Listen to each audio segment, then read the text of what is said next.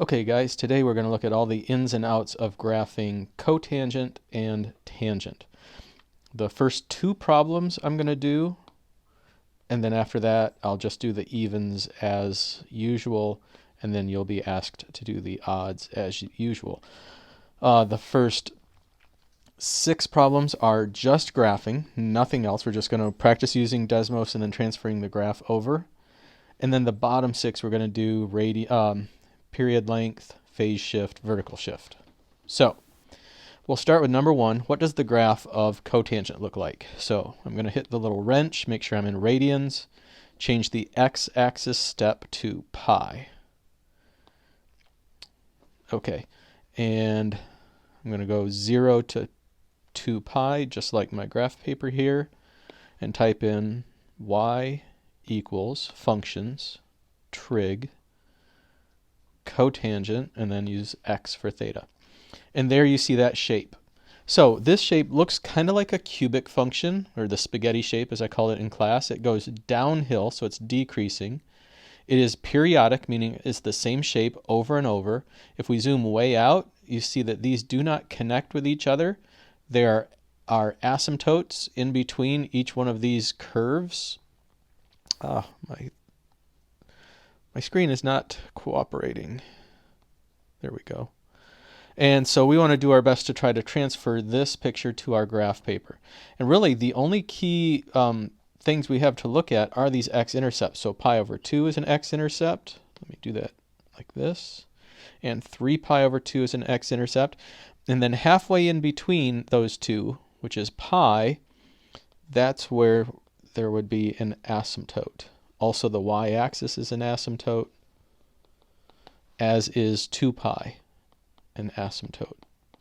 So sketching them in can help your graph. Then you get this curve like so, and then it just repeats itself over here. And there's like a little tail end of one over here, and maybe something like that down there. But there you have it. So it's a periodic function, just like sine and cosine are periodic. It's the same shape over and over and over. But sine and cosine are waves. Of course, secant and cosecant are those shapes that are kind of like parabolas. But again, they're bound by asymptotes. These are kind of like cubics, but they're bound by asymptotes. They don't extend to the left and to the right. They're kind of framed in. But that's it. That's the graph of cotangent. Now, we'll go ahead, I'll just turn that off for now, and we'll compare that to the graph of tangent. Y equals functions tangent x. And you see the same kind of shape. Now these go uphill instead of downhill. And as you can see, they're sort of offset. The x-intercepts are not in the same place. So it's not like it's just the same graph flipped upside down. You might say it's the same graph flipped upside down and then shifted over one direction or the other. So let's try to draw this. So 0, 0 is an intercept. Pi is an intercept. 2 pi is an intercept. Exactly halfway between there is an asymptote. No surprise that pi over 2 is halfway between 0 and pi, and 3 pi over 2 is halfway between pi and 2 pi. 3 over 2 is the same thing as 1.5, so that makes sense. And so we have this curve like this, and then kind of the same thing right here. All right, I didn't quite make that curvy enough, but hopefully you get the idea. And like that. Again, periodic is the same shape over and over. It is bound by asymptotes, but that's about it. So everything else that we're going to do is just going to be a variation on this. We're going to look at what do these numbers here do. What does a number like, what does a number like that do? Now that's not actually one we're going to graph, but we'll talk about that. So yeah, let's just move on to number 4. And look at what's going to happen. So this is a cotangent, number 4. So it's going to be kind of like that. It's going to be the downward traveling shapes. Let's type this in. Y equals function cotangent x over 3, and then minus 3 pi over 2. So, okay, that appears to be much wider. In fact, look at our graph paper. It doesn't stop at 2 pi. It goes all the way over to 4 pi plus a little bit more. So I need to go to where I can see 4 pi plus a little bit more. So we have two x-intercepts. One's at 0, 0. Oops. The other one is at 3 pi. Halfway in between there, we should have an asymptote. So what's halfway? 1, 2, 3.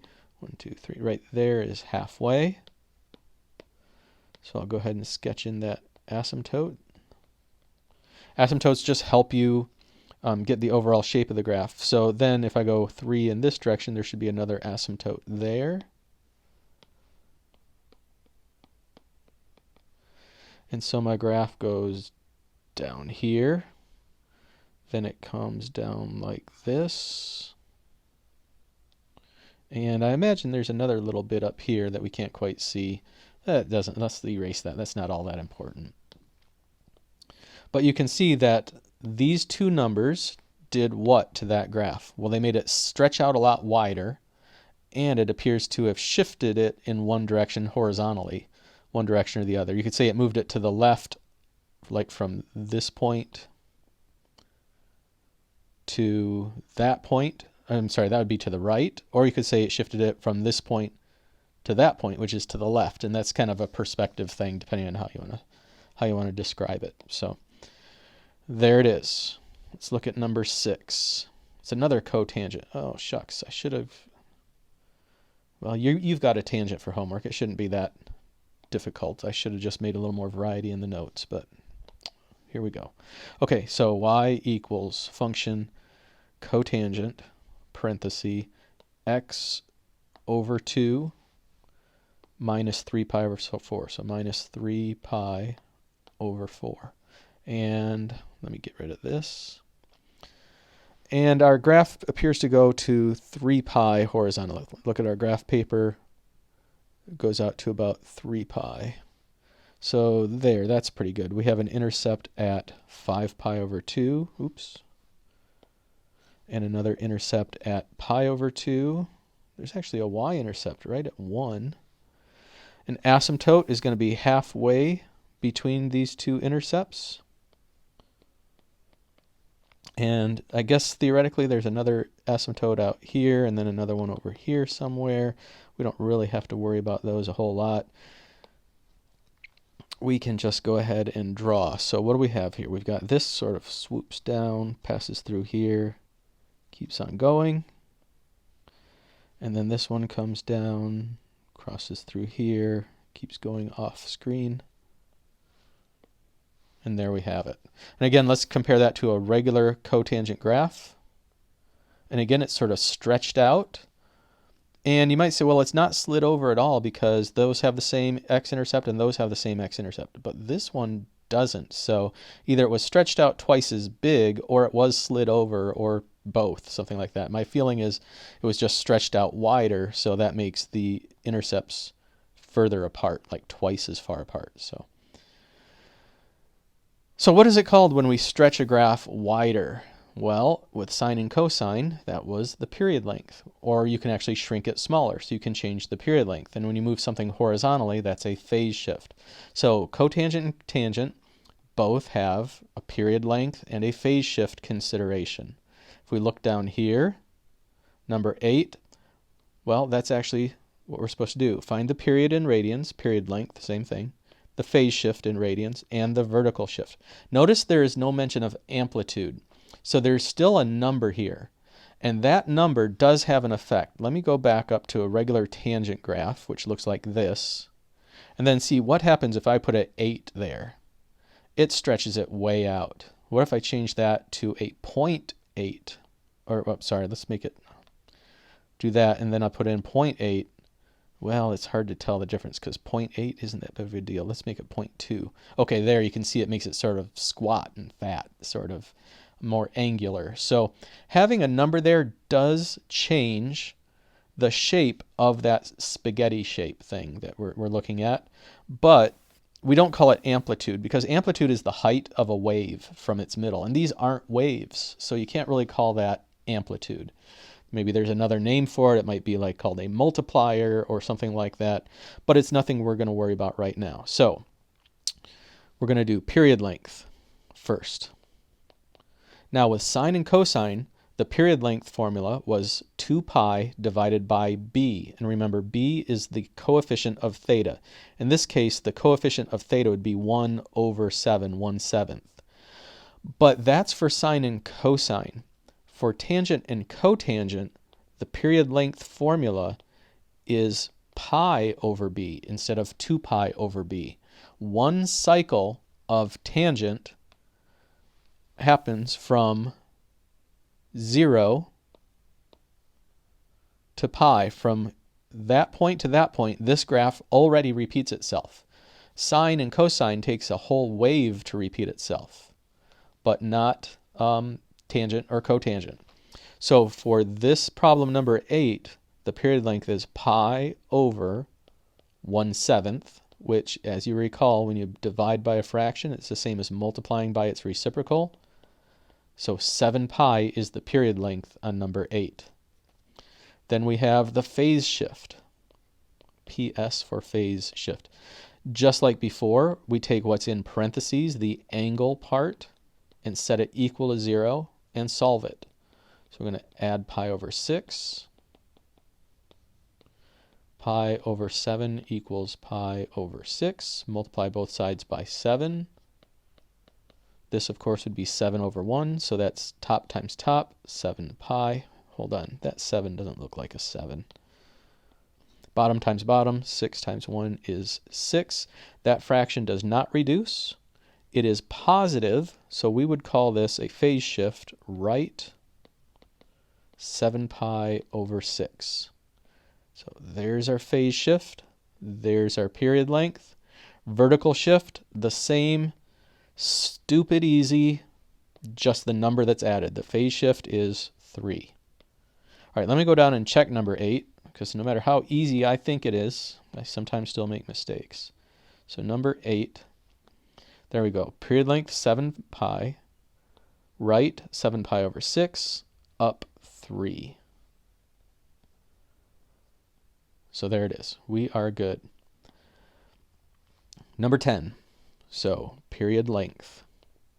Period length is pi over the coefficient of theta. That's 1/5. So flip and multiply. That's 5 pi. The period length of this graph is going to be 5 pi. Phase shift. Set theta over 5 plus 2 pi over 3 equal to 0 and solve it. By the way, at this point, you may be finding various shortcuts instead of doing exactly what I'm doing, and I'm fine with that. If you come with a streamlined method that gives you the answer reliably every time, then you surely have found a shortcut and you should definitely go with it. So I'm kind of rambling on as I work through this. This works out to be 2 times 5 is 10 pi over 3. It is negative, so we would call this left 10 pi over 3. And then the vertical shift, very simple. It's the number that's added or subtracted. So the vertical shift is negative 3. Let's check that. 5 pi, 10 pi over 3, and negative 3. 5 pi, left 10 pi over 3. Oh, down 3. Yeah, I keep forgetting that. For vertical shifts, I'm just calling them positive or negative. I hope that's clear to you. This would be equivalent to going down. That negative 3 is down 3. Which means this last one should have been, I probably just read it too fast and neglected it. That's up 3. So here, leave it there for just a second. Of course, I don't know, you can pause the video, go back and pause if you need to see stuff and if you're taking notes. Okay, number 12, cotangent graph, period length, phase shift, and I don't know how much room I'm going to need, but the vertical shift will be last. So let's see, 1/7 is the b, so that's pi over 1/7. Multiply by 7 over 1, that is 7 pi. Phase shift.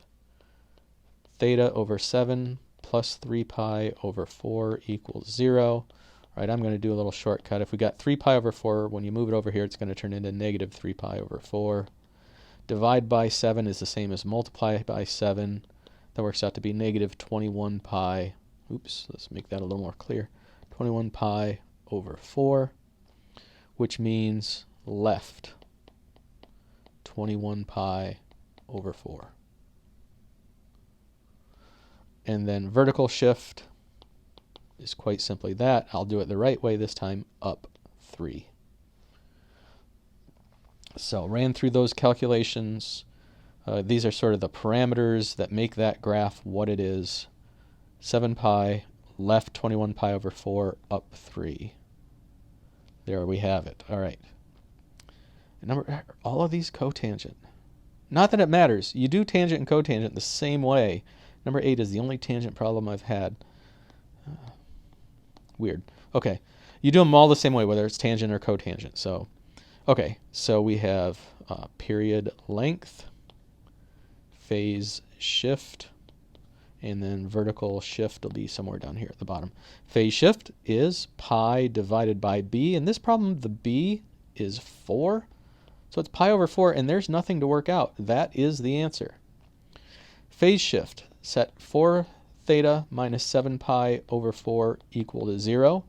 When you move this to the other side, you're going to have 4 theta equals 7 pi over 4. I need to divide by 4. Dividing by 4 is the same thing as multiplying by 1/4, which gives me 7 pi, right? 7 pi times 1 is 7, over 4 times 4, which is 16. You can't reduce or simplify that at all.